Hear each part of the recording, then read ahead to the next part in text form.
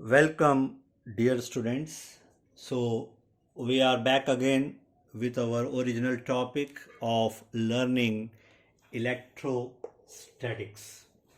Electrostatics जिसको आप विद्युत स्थैतिक कहते हैं, उस विद्युत स्थैतिक में एक बहुत महत्वपूर्ण, बहुत ज़्यादा अहम एक टॉपिक हम पढ़ने जा रहे हैं जिसको आप कॉन्सेप्ट ऑफ इलेक्ट्रिक फील्ड कहते हैं। ये जो इलेक्ट्रिक फील्ड का कॉन्सेप्ट है ये आगे जाके डाइवर्सिफाई होकर टेलीकम्युनिकेशन के जो बेसिक इंजीनियरिंग है उसकी फाउंडेशन बनने वाला है। तो आप अगर इंजीनियरिंग में जाते हैं तो इस चीज़ को आप विशेष महत्व ज़रूर दें। तो इलेक्ट्रिक फील्ड क्या है और क्यों है इसको हम समझते हैं, लेकिन उसके पहले मैं याद दिला दूं, हमने पहले कूलम्ब्स लॉ को पढ़ा था और कूलम्ब्स लॉ में आपने सीखा कि किस तरह से दो चार्जेस या बहुत सारे चार्जेस मिलके किसी एक चार्ज पर किस तरह से प्रभावशील होते हैं, इफ़ेक्ट करते हैं, उस पे इफ़ेक्ट डालते हैं। कूलम्ब्स लॉ के अपने लिमिटेशंस भी हैं और बहुत से अनसुलझे सवाल भी हैं, जिनमें से कुछ सवालों को फैराडे ने सोचने की कोशिश करी। Faraday was puzzled, he was amazed, how come if there are two charges, मान लीजिए दो चार्जेस हैं Q1 and Q2 separated physically by a distance of small r। यदि दो चार्ज बॉडीज, चार्ज पार्टिकल्स जिनके बीच में कोई मटेरियल मीडियम नहीं है, से वैक्यूम है या निर्वात है, और उसके बावजूद ये एक दूसरे को इंटरैक्ट कर रहे हैं either bye repelling each other और बाय अट्रैक्टिंग ईच अदर, तो एक सवाल तो हमारे दिमाग में आता है कि जब इन दोनों के बीच में कोई संपर्क नहीं है, किसी तरह का मटेरियल मीडियम नहीं है, तो ये एक दूसरे को अपनी प्रेजेंस का एहसास किस प्रकार कराते हैं। इस बात को फैराडे ने सोचा सबसे पहले, और फैराडे ने कहा कि ज़रूर इनमें से प्रत्येक चार्ज या कोई एक चार्ज अपने इन्वायरमेंट में कुछ इस प्रकार का डिस्टरबेंस या इफेक्ट पैदा करता है जिसके कारण दूसरा चार्ज इसकी प्रेजेंस को महसूस करता है और अफेक्ट हो जाता है, प्रभावित हो जाता है, असरअंदाज हो जाता है। इस कॉन्सेप्ट को हम आगे जाके लाइंस ऑफ फोर्स के कॉन्सेप्ट से कहीं ना कहीं समझने की कोशिश जरूर करेंगे। So be prepared for that. Future में हम लाइंस ऑफ फोर्स को इनहांस करेंगे, एडवांस करेंगे उस विचारधारा को, और उसके माध्यम से बहुत सारी चीज़ों को समझेंगे। But first of all let us understand what is an electric field. मान लीजिए एक अकेला आइसोलेटेड पॉइंट चार्ज आपके समक्ष मौजूद है जिसको हम Q कह दें, स्मॉल q या कैपिटल Q।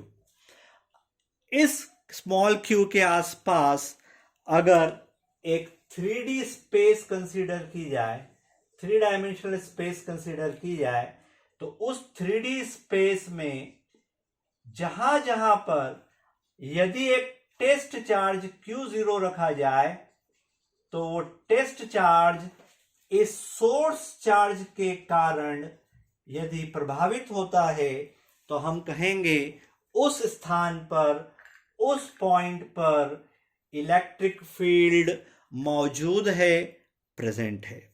यानी इलेक्ट्रिक फील्ड की मौजूदगी एक 3D स्पेस में होती है। उसकी पहचान इस बात से होती है कि वहां पर कोई टेस्ट चार्ज यदि धरा जाए तो वो प्रभावित होता है या नहीं होता है, यानी उस पर फोर्स ऑफ इंटरैक्शन लगता है या नहीं लगता है। तो 3D स्पेस में जहां जहां तक इस सोर्स चार्ज का प्रभाव पहुंचेगा उस पूरे कार्य क्षेत्र को इलेक्ट्रिक फील्ड की संज्ञा दी जाएगी, नाम दिया जाएगा। अब इलेक्ट्रिक फील्ड के बारे में हमने क्वालिटेटिवली तो सीख लिया कि क्वालिटेटिवली उसकी डेफिनेशन क्या है, पर electric field is a physical quantity. यह एक भौतिक राशि है, और अगर ये इलेक्ट्रिक फील्ड एक फिजिकल क्वांटिटी है तो हमको इसको क्वांटिफाई भी करना पड़ेगा, इसका संख्यात्मक विश्लेषण भी करना पड़ेगा। तो क्वांटिटी वाइज इसको एक्सप्लेन करने के लिए हमने कुछ ऐसे परिभाषित किया है कि अगर हम इसकी सबसे रॉ परिभाषा दें तो हम कहेंगे कि किसी सोर्स चार्ज Q से अगर दूर पॉइंट P इमेजिन किया जाए, बिंदु P पर जो कि R दूरी पर स्थित है, इलेक्ट्रिक फील्ड की इंटेंसिटी, उसकी तीव्रता,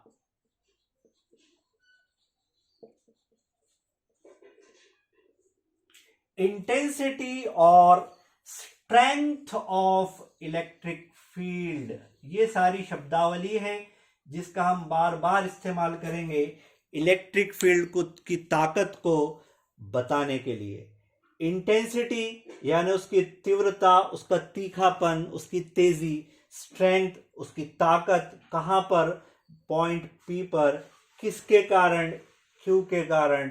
तो उसको ऐसे डिफाइन किया है कि यदि पॉइंट P पर एक हाइपोथेटिकल +1 कूलॉम का positive charge, positive unit charge रखा जाए, तब इस +1 कूलॉम के चार्ज पर ये Q चार्ज जो भी फोर्स लगाएगा, जिस तरफ भी लगाएगा, वो फोर्स इलेक्ट्रिक फील्ड से पहचाना जाएगा।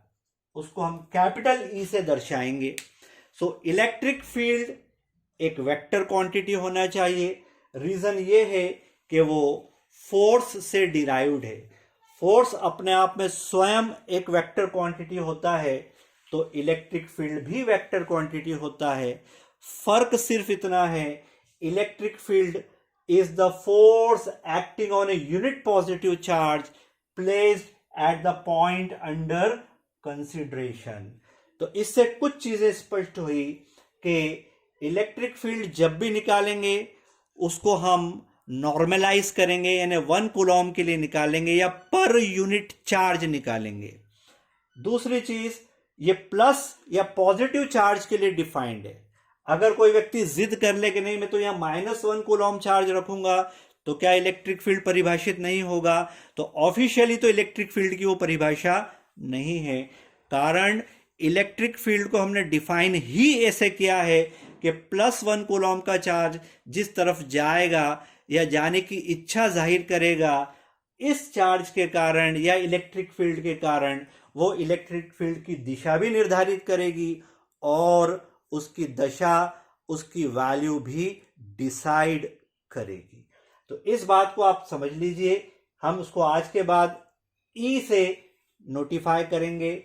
वेक्टर क्वांटिटी होगा, डायरेक्शन वही होगी जिस तरफ +1 कूलॉम का टेस्ट चार्ज जाएगा। अब यहां पर एक समस्या है। +1 कूलॉम का चार्ज कोई छोटा नहीं होता, वो काफी बड़ा होता है। अगर हम मान लीजिए अपने डेफिनेशन को थोड़ा सा एडवांस बनाने के लिए तैयार हो जाएं और हम कहें कि चलिए हम +1 कूलॉम के बजाय हम यहां पर एक +Q0 चार्ज रख देते हैं। So you should not be surprised. अगर हमने यहां पे Q0 चार्ज रख दिया तो अब जो फोर्स निकलेगा वो E नहीं होगा, बल्कि उसकी वैल्यू होगी 1/4πε0, 1/4πε0 Q multiplied by Q0 upon R square and R cap. R cap is the unit vector in this direction suppose. इसको आप इलेक्ट्रिक फील्ड कतई नहीं मान सकते, लेकिन अगर मैं बोथ द साइड्स को Q0 से डिवाइड कर दूं, तो जैसे मैं Q0 से दोनों तरफ डिवाइड करूंगा, this Q0 shall be gone और ये बन जाएगा force per unit charge. So officially this should become electric field. ये इलेक्ट्रिक फील्ड की स्ट्रेंथ बन जाना चाहिए। माइंड दैट हमने यहां 1 कूलॉम का चार्ज नहीं रखा, Q0 रखा, फर्क नहीं पड़ता, Q0 से डिवाइड करा दिया, नॉर्मलाइज करा दिया, अब जो फोर्स पर यूनिट चार्ज आया उसको फिर से इलेक्ट्रिक फील्ड कह दिया। अब मैं इलेक्ट्रिक फील्ड की कुछ विशेषताएं आपको बता दूं, और जैसे जैसे हम आने वाले लेक्चर्स में जाएंगे हम इस डेफिनेशन को या इस डिटेल्स को और बढ़ाते चले जाएंगे। पहली चीज, ये एक 3D स्पेस होती है।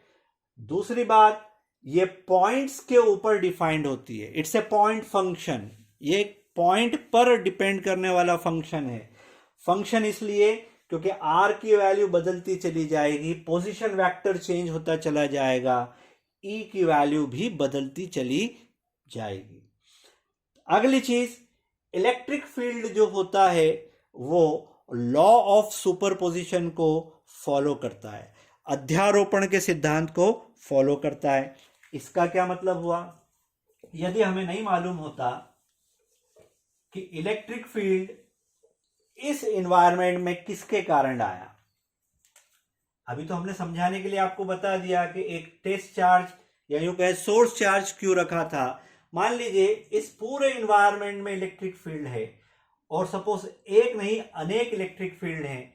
इस बिंदु पर एक इलेक्ट्रिक फील्ड E1 वेक्टर इधर पाया जाता है, एक E2 वेक्टर इधर पाया जाता है, कोई इस तरफ पाया जाता है, dot dot dot. Suppose n number of electric field vectors are operating here at this point P।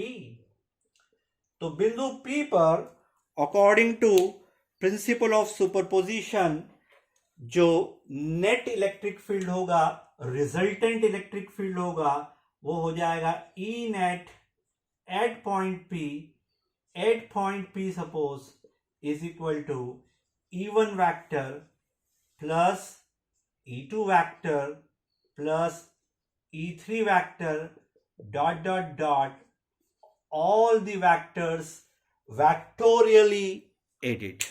यदि सदिश तरीके से सबको ऐड किया जाए, दिशाओं का ख्याल रखते हुए जोड़ा जाए, तो नेट इलेक्ट्रिक फील्ड यहां पर सबका समायोजन होगा। ये हमको पता चलता है। इस कॉन्सेप्ट को कॉन्सेप्ट ऑफ सुपरपोजिशन भी कहा जाता है।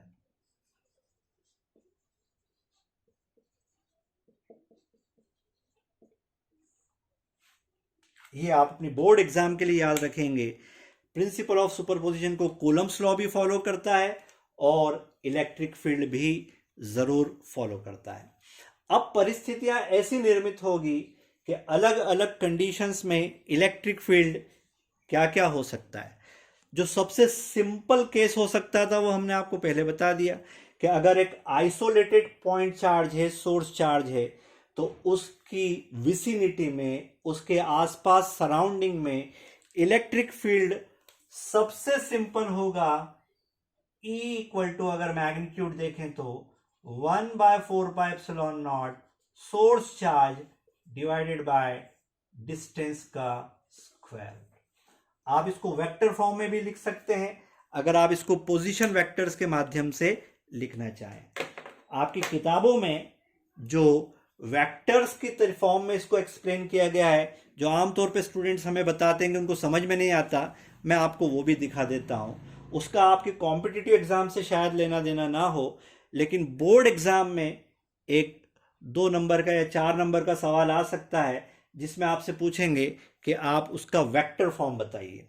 तो मैं उसको कर देता हूं आपको। 11th क्लास में जो आपने वेक्टर फॉर्म पढ़ा था उसी को हम यूज कर रहे हैं। देखिए, सपोज कीजिए एक 2 डायमेंशनल कोऑर्डिनेट सिस्टम है। अभी हम 3D में नहीं जा रहे। 2 डायमेंशनल कोऑर्डिनेट सिस्टम में सपोज ये हमारी एक एक्सिस है और ये हमारी दूसरी एक्सिस है। This is x axis and so this is our y axis and this is our origin. हम 3D में भी जा सकते थे, तब एक्स वाई और जेड बनाते, पर फिलहाल हम 2 से समझते हैं। मान लीजिए हमारा सोर्स चार्ज यहां मौजूद है, दिस इज क्यू, और सोर्स चार्ज का जो पोजीशन वेक्टर है वो ये है, ये हमारा सोर्स चार्ज का पोजीशन वेक्टर है. Let me designate it by R0 vector if you don't mind, या R वेक्टर बोल देते हैं, R वेक्टर. और सपोज यहां कोई पॉइंट P है इसकी विसिनिटी में, तो पॉइंट P का पोजीशन वेक्टर सपोज आपको जो ठीक लगे मान लीजिए R1 वेक्टर मान लेते हैं. तो Q और P के बीच में एक वेक्टर ड्रॉ कर सकते हैं और वो वेक्टर ये वाला है. इसको सपोज करिए R0 वेक्टर बोल देते हैं इफ यू डोंट माइंड. याद रखिए सिंबल्स कोई बहुत इंपॉर्टेंट नहीं होते अगर आपकी अंडरस्टैंडिंग स्पष्ट होती है तो. Q हमारा सोर्स चार्ज है, point P point under consideration है, और यहां पर हमको इलेक्ट्रिक फील्ड की वैल्यू वेक्टोरियली डिफाइन करनी है, पता लगानी है. It's a very simple case. अकेला चार्ज है, कोई सुपरपोजिशन प्रिंसिपल लगाने की जरूरत नहीं है, कोई इंटीग्रेशन की या डेरिवेशन की जरूरत नहीं है. तो Q के कारण पॉइंट P पर जो इलेक्ट्रिक फील्ड होगा, क्योंकि हम यहां पर +1 कूलॉम या पॉजिटिव Q0 चार्ज इमेजिन करेंगे, इसको हम कोई साइन नहीं दे रहे तो हम इसको पॉजिटिव मान सकते हैं. तो इस दिशा में एक R0 कैप नाम का पोजीशन वेक्टर मान लिया. R0 कैप की जो वैल्यू होगी वो होगी R0 वेक्टर अपॉन R0 का मैग्नीट्यूड, सो टू से. अब हमको मान लीजिए इस पॉइंट P पर इलेक्ट्रिक फील्ड को लिखना है, तो क्या ऐसे लिख सकते हैं? डायरेक्ट लिख रहा हूं. E vector will become 1/4πε0 source charge divided by this distance का स्क्वायर. तो अगर मैंने इस डिस्टेंस का स्क्वायर कर दिया तो लिख दूंगा R0 वेक्टर का square, end of course direction बताने के लिए R0 कैप. अब R0 क्या है? आपने पिछली क्लासेस में लॉ ऑफ पॉलीगॉन पढ़ा है. So this vector plus this vector is this vector, क्योंकि tail to head and final vector. So I can directly write that R vector plus R0 vector is equal to R1 vector. Hence R0 vector is R1 vector minus R vector. यहां पर आप रख दीजिए with all authorities, तो आपको मिल जाएगा equal to, this is a constant capital K for time saving, Q upon इसकी जगह लिख दिया R1 vector minus R vector का स्क्वायर, और यहां पे डाल दिया R0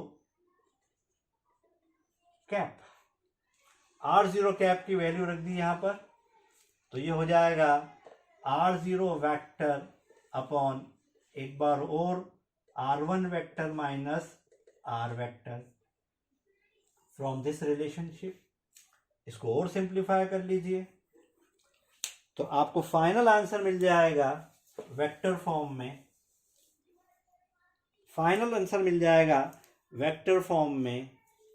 E vector due to this in this coordinate system is E vector is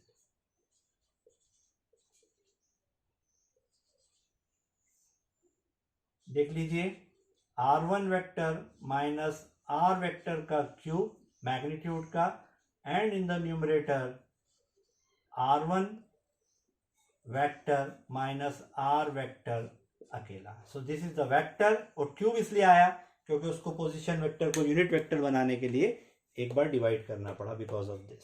so this is called the vector form of electric field. अब कुछ महत्वपूर्ण बात जो क्वालिटेटिव है, बहुत ज्यादा सीखने वाली है. अभी थोड़ी देर पहले हमने आपसे एक चर्चा की थी. चर्चा ये की थी कि टेस्ट चार्ज 1 कूलम नहीं रखते बल्कि Q0 रखते हैं, पॉजिटिव होना चाहिए। दूसरा, क्या Q0 के ऊपर भी कुछ लिमिटेशंस हैं या हमारी उससे भी कुछ उम्मीदें, कुछ डिजायर्स हैं? The answer is yes. अगर आपको किसी इन्वायरमेंट में किसी पॉइंट पर इलेक्ट्रिक फील्ड निकालना है तो Q0 as a test charge रख दीजिए। टेस्ट चार्ज जब किसी इन्वायरमेंट में रखा जाता है तो वो इन्वायरमेंट के इलेक्ट्रिक फील्ड को स्वयं भी डिस्टर्ब करता है। आई रिपीट, टेस्ट चार्ज जिस जगह रखा जाता है वो उस इन्वायरमेंट की जो एम्बियंट कंडीशन होती है उसको डैमेज करता है, यानी टेस्ट करेगा, लेकिन जब हम टेस्ट के रिजल्ट्स पाएंगे तो हो सकता है कि हम वास्तविकता से दूर हों। इसका मतलब आपको समझ में आएगा जब आप लाइंस ऑफ फोर्स पढ़ेंगे कि लाइंस ऑफ फोर्स जब कोई अकेला चार्ज होता है तो उसका जो विस्तार है वो अलग प्रकार होता है, और उसकी मौजूदगी में अगर एक्स्ट्रा चार्ज ले आए तो वो डिस्ट्रीब्यूशन, जो डेमोग्राफी है, वो डिस्टर्ब हो जाती है। यानी टेस्ट चार्ज रख तो दोगे और उसको डिवाइड भी करा लोगे मैथमेटिकली, बट फिजिकली वो आपके सिस्टम को अफेक्ट कर जाएगा।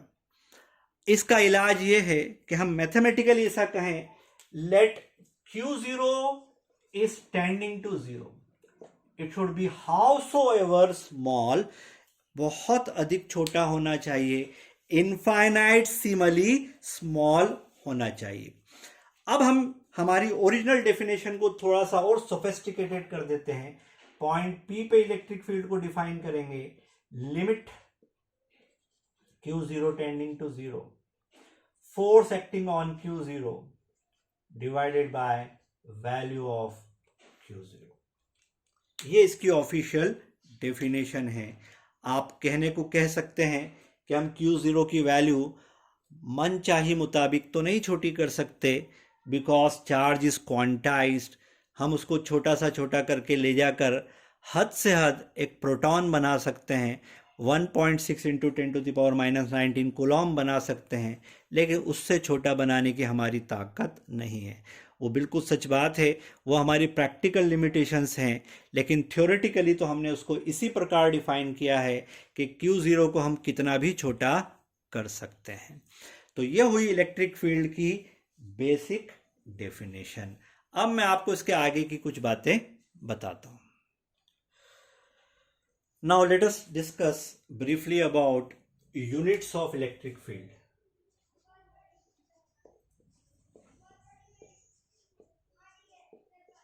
जो इलेक्ट्रिक फील्ड की इंटेंसिटी है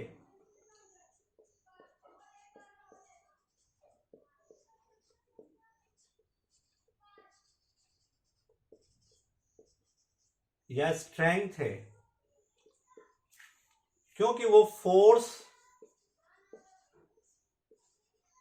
पर यूनिट चार्ज है, तो उसकी जो ऑफिशियल यूनिट है SI में वह है न्यूटन्स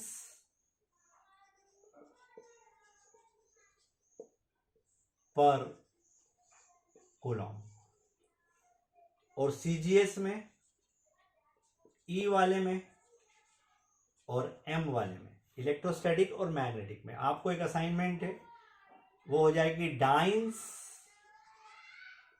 पर स्टेट कूलॉम, और यहां हो जाएगी डाइंस पर एब्सोल्यूट कूलॉम्स। आपको इन तीनों में एक रिलेशन निकाल के हमें देना है, relation. So that is an assignment जो आप हमारे कमेंट्स में लिख सकते हैं, या हमारा जो ग्रुप है जहां पर हम इसको पढ़ रहे हैं, सीख रहे हैं, उसमें भी आप इसको लिख सकते हैं। Now next, you should not be amazed to know that, मैं पहले से आपको एक बात बता दूं, जिसको हमने न्यूटन पर कूलॉम बोल दिया है यहां पर, आगे जाके इसकी 2, 3 या 4 यूनिट्स लिखने का तरीका मैं और भी बनाऊंगा। न्यूटन पर कूलॉम के अलावा वोल्ट पर मीटर, टेस्ला, और भी यूनिट्स हो सकती है, या वेबर पर metre square. there are multiple ways अलग अलग तरीके होते हैं जिससे हम इलेक्ट्रिक फील्ड को आने वाले ज़माने में डिस्क्राइब करेंगे, और जितने प्रकार से डिस्क्राइब करेंगे उतने ही प्रकार से नई तरह की यूनिट्स निकलकर बाहर आएगी। अभी आप चाहो तो न्यूटन पर कूलॉम को टेस्ला मान सकते हैं फिलहाल, फॉर सम टाइम। अब एक नया कॉन्सेप्ट आपको देने जा रहे हैं। That concept is called concept of lines of force. Lines of force बल रेखाएं जिसका फुल क्रेडिट फैराडे को जाता है।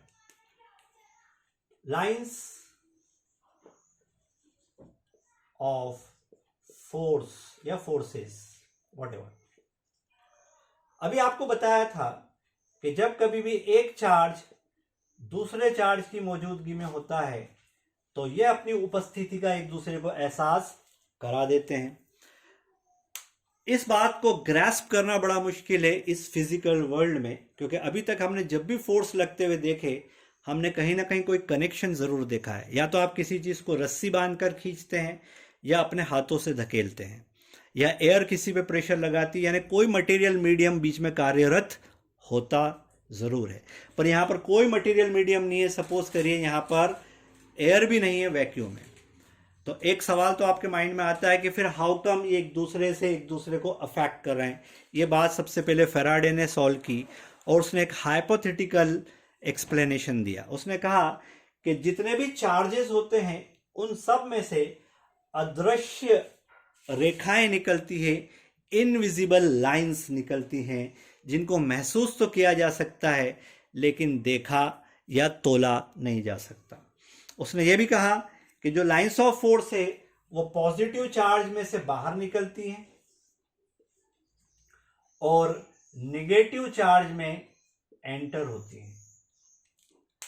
और लाइंस ऑफ फोर्स को उसने इस प्रकार परिभाषित किया, lines of force is the path acquired by a positive test charge if it is left free to move. यदि किसी टेस्ट चार्ज को जो बहुत छोटा है फ्री छोड़ दिया जाए, चलने के लिए इंडिपेंडेंट छोड़ दिया जाए, मोशन करने के लिए, तब वो जिस रास्ते को एक्वायर करेगा, जिस ट्रेजेक्ट्री को एक्वायर करेगा, उस रास्तों को लाइंस ऑफ फोर्स का रास्ता कहेंगे। लोगों ने इस पे एक्सपेरिमेंट करे और कुछ बड़े चौंकाने वाले नतीजे सामने आए। जैसे अगर एक अकेला आइसोलेटेड चार्ज हो, मान लीजिए कैपिटल क्यू ले लेते हैं, it's a point charge, it's a particle, और अगर मान लो ये पॉजिटिव है, तो फैराडे कहता है कि जिस तरह से सूरज से किरणें निकलती है, इसमें से चहुं दिशा में हर तरफ 3D में ऐसे लाइंस ऑफ फोर्स निकलेंगी। और इस लाइंस ऑफ फोर्स के दायरे में अगर कोई और चार्ज आ गया तो ये उसको प्रभावित करेंगी, अट्रैक्ट करके या रिपेल करके। तो लाइंस ऑफ फोर्स या तो इमेनेट करेगी या टर्मिनेट करेगी। नेगेटिव चार्ज के लिए ठीक इससे विपरीत कंडीशन होती है। अगर माइनस क्यू होगा तो लाइंस ऑफ फोर्स अंदर आएंगी, लाइक दिस। हम सवाल नहीं करेंगे लाइंस ऑफ फोर्स आना कहां से शुरू करी। अभी आप फिलहाल उतना जोर अपने दिमाग पे मत डालिए, आपको बाद में इस चीज का भी जवाब मिल जाएंगे। लाइंस ऑफ फोर्स क्या होती है? इनविजिबल होती है, हाइपोथेटिकल होती है, रास्ता होती है जिस रास्ते पर एक पॉजिटिव टेस्ट चार्ज चलेगा, उस रास्ते की एक्सप्लेनेशन होती है, उसको एक्सप्रेस करने का एक तरीका होता है। अब लाइंस ऑफ फोर्स की कुछ विशेषताएं देख लेते हैं और आगे जाके लाइंस ऑफ फोर्स के कॉन्सेप्ट को हम खूब आगे बढ़ाने वाले हैं। लाइंस ऑफ फोर्स की विशेषता नंबर 1, पहली विशेषता, फर्स्ट एवर प्रॉपर्टी, यहां लिख देते हैं, properties of lines of forces या फोर्स। पहली property, lines of force discontinuous होती हैं, यानी क्लोज लूप्स फॉर्म नहीं करती। मतलब ये हुआ पॉजिटिव से शुरू करेगी, निगेटिव में खत्म हो जाएगी, स्टार्ट्स हियर एंड्स हियर। ऐसा नहीं होगा लौट कर वापस आ जाएगी। इस बात को अपने दिमाग में रखना, क्योंकि जब मैग्नेटिक लाइंस ऑफ फोर्स पढ़ेंगे तो हम इसके खिलाफ कुछ बातें करेंगे। Second property, lines of force किसी भी एटमॉस्फेयर में, इन्वायरमेंट में कभी भी एक दूसरे को क्रॉस नहीं करती। They can not intersect each other. एक दूसरे को काटेंगी नहीं। अब यह समझने के लिए एक बात समझना पड़ेगी कि क्यों नहीं काटेंगी। तो आपको एक प्रॉपर्टी पहले से और बता देते हैं कि किसी भी लाइंस ऑफ फोर्स पर, या किसी लाइन ऑफ फोर्स पर, मान लीजिए ये ट्रेजेक्ट्री, ये लाइन ऑफ फोर्स है, किसी जगह पर किसी बिंदु पर इलेक्ट्रिक फील्ड की दिशा निकालना हो तो एक टेंजेंट ड्रॉ कर दीजिए।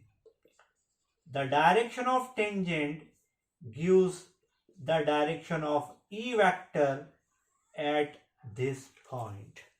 किसी दिए हुए बिंदु पर जाने वाली बल रेखा पर यदि एक स्पर्श रेखा टेंजेंट बनाई जाए तो टेंजेंट की जो दिशा होगी, जिस तरफ पॉजिटिव टेस्ट चार्ज अचानक फ्री छोड़ दिया जाए, अचानक फोर्सेस खत्म कर दिए जाए, तो वो अपने इनर्शिया के कारण जिधर निकल कर भागेगा, टेंजेंशियली जाएगा, उस डायरेक्शन को इलेक्ट्रिक फील्ड की डायरेक्शन माना जाता है।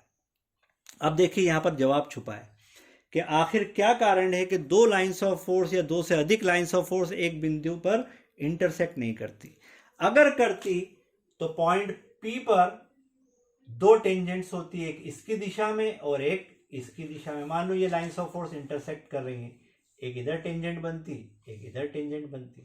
अगर दो टेंजेंट्स बनती तो सेम बिंदु पर इलेक्ट्रिक फील्ड की दो दिशा हो जाती और दो नए नए वेक्टर्स बन जाते। ये असंभव है।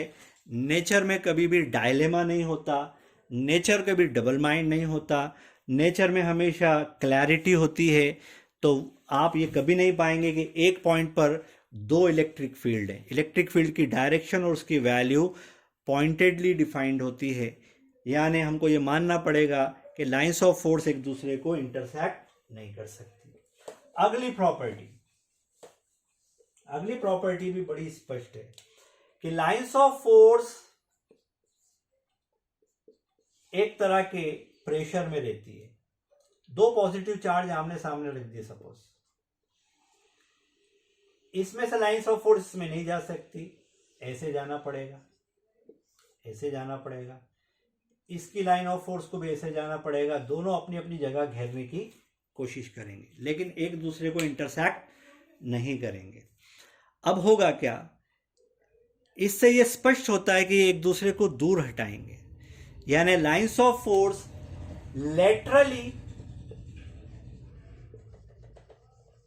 एक दूसरे को रिपेल करेंगे, यानी साइडवेज एक दूसरे से दूर हटने की कोशिश करती हैं, यानी आपस में एक दूसरे से जितनी दूर हो सकती हैं होने की कोशिश करती हैं।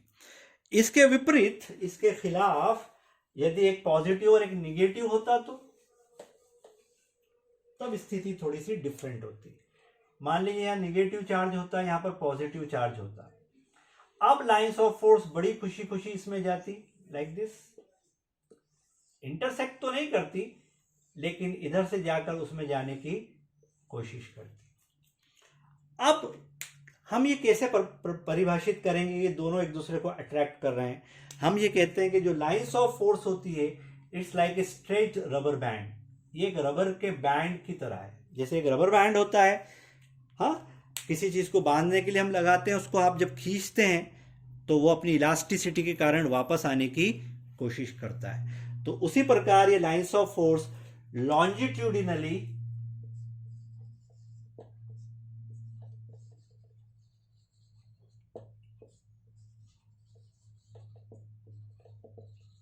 लेंथवाइज कॉन्ट्रैक्ट करने की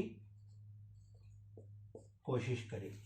and this explains why a positive charge attracts a negative charge. Plus minus एक दूसरे के पास इसलिए आते हैं कि लाइंस ऑफ फोर्स अपनी लंबाई को छोटा करने की कोशिश करती है, एज इफ किसी ने इन दोनों के बीच में एक रबर बैंड बांध दिए हो बहुत सारे और उसको पकड़ के रखा हो, तो रबर बैंड अपने आप अंदर आने की कोशिश करेंगे जब तक कि एक दूसरे को न्यूट्रलाइज ना कर दे। और साइडवेज एक दूसरे को रिपेल करती हैं, ये लाइंस ऑफ फोर्स इससे दूर जाने की कोशिश करेगी। अगली प्रॉपर्टी, लाइंस ऑफ फोर्स का जो घनत्व होता है, जो डेंसिटी होती है, वो भी हमें कुछ बताता है। याद रखिए, जहां पर लाइंस ऑफ फोर्स डेंस होंगी, यानी more lines of force per unit area,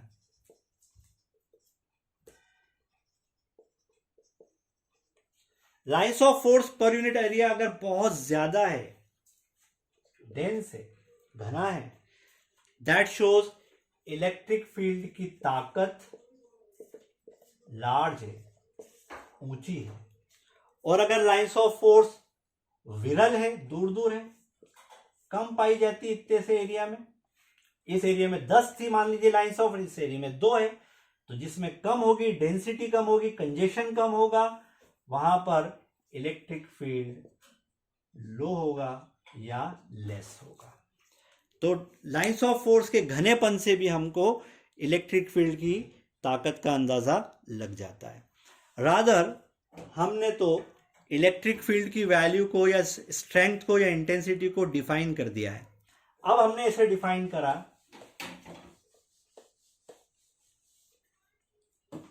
कि किसी क्रॉस सेक्शनल एरिया से जितनी लाइंस ऑफ फोर्स नॉर्मली गुजरेंगी, परपेंडिकुलरली गुजरेंगी, अगर number of lines of force को काउंट करके पर यूनिट एरिया कर दिया जाए तो वह आपका इलेक्ट्रिक फील्ड बन जाएगा। पर यहां पर जो लाइंस ऑफ फोर्स है उस पर शर्त है वो परपेंडिकुलरली या नॉर्मली गुजरना चाहिए। जब लाइंस ऑफ फोर्स को नॉर्मली गुजरते हुए हम देखते हैं तो हम उसको एन नहीं बोलते, बल्कि हम उसको फ्लक्स बोलना शुरू कर देते हैं, फाई, हम उसको फाई का नाम दे देते हैं। तो flux is that amount of lines of force which passes perpendicularly through any cross sectional area. और किसी क्रॉस सेक्शनल एरिया को अगर पर यूनिट एरिया करके डिवाइड करा दिया जाए तो इलेक्ट्रिक फील्ड की वैल्यू मिल जाएगी। ये जो फाई है इसको आज के बाद फ्लक्स बोलेंगे, हम इसको और डिफाइन करेंगे। अब एक मन में सवाल आपके जरूर आना चाहिए, इलेक्ट्रिक फील्ड वेक्टर है, फ्लक्स सारी दुनिया जानती है स्केलर क्वांटिटी होता है, तो ये वेक्टर है, ये स्केलर है। और कोई बोलेगा हमने तो एरिया को भी स्केलर माना है किसी जमाने में, तो किसी जमाने में माना होगा, मॉडर्न डेज में ए को वेक्टर माना जाता है, आज के ज़माने में एरिया को वेक्टर माना जाता है। जैसे डिस्प्लेसमेंट वेक्टर होता है, एरिया भी वेक्टर होता है। तो यहां से फाई की डेफिनेशन भी निकल कर आती है, वो हो जाती E vector dot A vector, dot product बन जाता है। या आप इसको लिख सकते हो E multiplied by A cos theta, where theta is the angle between intensity vector and area vector. You can ask me कि एरिया वेक्टर को, उसकी डायरेक्शन को कैसे निर्धारित करेंगे। तो एरिया वेक्टर की डायरेक्शन नॉर्मली आउटवर्ड्स मानी गई है। सपोज करिए ये एरिया है हमारा और ये आउटवर्ड डायरेक्शन है, तो जो आउटवर्ड नॉर्मल होगी इस डायरेक्शन में जो यूनिट वेक्टर होगा वो इस एरिया वेक्टर की डायरेक्शन माना जाएगा।